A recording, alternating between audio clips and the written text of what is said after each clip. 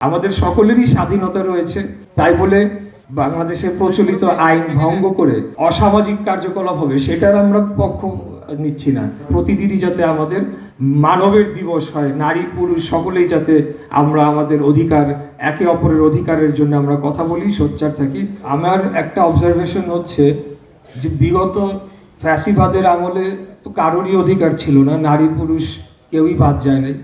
কিন্তু 5ই অগাস্টের পর আমরা লক্ষ্য করলাম যে নারীদের উপর একটা গোষ্ঠী, তাদের আক্রোশ সেটি দিনকে দিন তারা বিভিন্নভাবে সেটা প্রকাশ পেল এবং আমরা দেখতে পেলাম যে নারীদের প্রতি একটা অসহিষ্ণু এবং তাদেরকে এক প্রকার ঘরমুখী এবং বন্দি করে রাখার প্রবণতার একটা আমরা দেখতে পেলাম।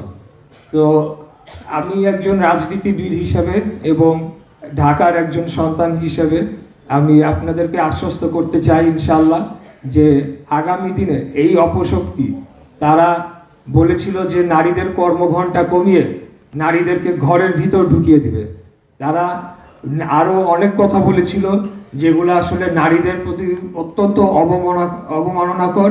এবং আমি মনে করি যে নারী পুরুষ নির্বিশেষে সকলে আমরা মানুষ। জীবনের সব আয়োজন এখানে একসাথে। প্রথমে আমাদেরকে মানুষ হিসেবে দেখতে হবে, কিন্তু আমরা সেই পার্টিকুলার রাজনৈতিক দল তাদের থেকে দেখলাম যে তারা আসলে এটা একটা দৃষ্টিভঙ্গির ব্যাপার। তো তাদের কোনোদিনও পরিবর্তন হবে না, তারা নারীদেরকে তাদের অধস্তই মনে করবে এবং সেটা তারা রাষ্ট্রীয় পর্যায়ে রাজনীতির মাধ্যমে আনারও একটা অপচেষ্টা করেছিল। আপনারা দেখেছেন যে সোকল তৌহিদি জনতার নামে কিভাবে হ্যারাস করা হয়েছিল। আমাদের সকলেরই স্বাধীনতা রয়েছে, তাই বলে এটা না যে আমরা বাংলাদেশের প্রচলিত আইন ভঙ্গ করে সেখানে কোনো অসামাজিক কার্যকলাপ হবে সেটার আমরা পক্ষ নিচ্ছি না। কিন্তু কেউ তার ব্যক্তি স্বাধীনতা, তার পোশাকের স্বাধীনতা, তার কোথাও চলাফেরা হাঁটাচলা করার স্বাধীনতা, আমাদের মা বোনেরা পুরান ঢাকায় এখন গেলে দেখা যায় যে অবস্থা হয়ে গিয়েছে, ওনারা হাঁটাচলা করতে পারে না, ভয় থাকে।